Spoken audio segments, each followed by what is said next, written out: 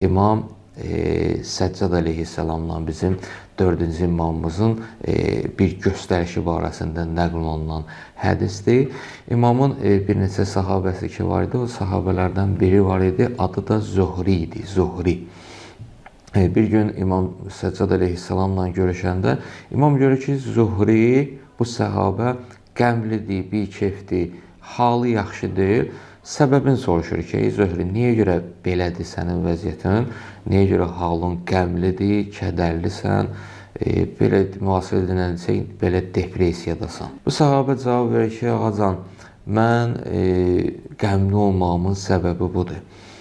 Mən elə bir haldayam ki, cəmiyyətdə mənə hal-hazırda hörmət qoymurlar. Mənə hörmətsizlik edirlər. Bu şeylər hamısı məni incidir. Məsələn, böyüklər mənə hörmət qoymurlar. Öz həmyaşıdlarım mənə ilə elə davranırlar ki, bunlar məni incidir.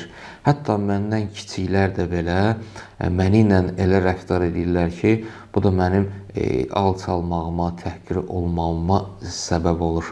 Ona görə mən kədərliyəm. Yəni, cəmiyyətdə hörmətsiz bir varlıq kimi qaldığıma görə, ona görə belə bu vəziyyətə düşmüşəm.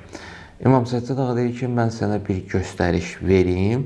Sən ged o göstərişi, tapşırığımı, dəsturumu həyata keçir, o cür yaşa. Ondan sonra hər bir şey düzələcək. Və göstərişini də verir. Deyir, ey Zuhri, insanlarla sən də necə rəftar edirsən elə. Amma bir dənə məsələni dəyiş, bir baxışıvı dəyiş. O da nədir? Birincisi, o insanlar ki, səni ilə, məsələn, pis rəftar edirlər, bax gör ki, onlar səndən əgər az yaşlıdırlarsa, səndən yaşda kiçiklərdirsə və səni ilə pis rəftar edirlərsə, sən sadəcə məsələyə bu cür yanaş. Denən ki, eybi yoxdur. Yəqin, mən buna layiqəm. Mən beləyəm ki, bunlar mənə ilə bu cür rəftar edirlər. Və bu cür düşüncədə ol ki, qoy eləsinlər. Çünki onlar hələ yaşda məndən kiçikdirlər. Onların pis rəftarları da məndən azdır. Yəqin ki, hələ mən buna layiqəm. Onların hətta günahları da məndən azdır. Mən günahkaram ki, bu şey mənim qarşıma çıxır. İkinci dəstə səninlə həmyaş olan bacı və qardaşların. Səninlə bu cür rəftar eləsələr, sən də onları elə bu cür qəbul elə ki, eybi yoxdur. Bunlar mənimlə bu cür rəftar edirlər, elə haqq edirlər, düz edirlər. Bunlar baxmayaraq ki, mənimlə həmyaşdılar, eyni yaşdadılar. Amma bilmək olmaz. Bəlkə bunların savabları məndən çoxdur, günahları mənimkindən azdır. Eybi yox, məsləhətdir, qoy eləsinlər. Və üçüncü dəstə səndən yaşda böyük olanlar. Əgər səninlə belə rəftar eləsələr, pis rəftar eləsələr, onlara da bu baxışla bax ki, eybi yoxdur, onlar yaşda məndən böyüdülər, məndən çox yaşayıblar. Təbii ki, yaxşı və savab işlərdə məndən çoxdur. Ona görə qoy eləsinlər ki, mən də nə vaxt o yaşa çataram, onda etiraz eləyərəm. Bir dənə şeyi unutma, Zuhri, İmam Səccad əleyhissalam vurur. Bir dənə şeyi unutma. Cəmiyyətdə bu üç dəstə insana sənin baxışın belə olmalıdır ki, səndən yaşda kiçik olanları öz övladların kimi qəbul elə. Səninlə həmyaş olanları öz bacı qardaşların kimi qəbul elə və səndən yaşda böyük olanları öz valideynlərin kimi qəbul elə.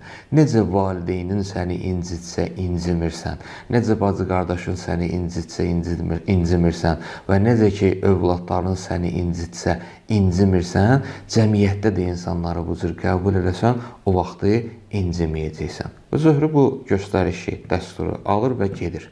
Bir müddət, məsələn, təqribən 3 ay, 4 ay keçir üstündən, qayıdır, gəlir və İmam Səccad əleyhissalam görür ki, Zuhrinin halı çox gözəldir, çox yaxşıdır, keyfi kökdür, üzü gülərdir.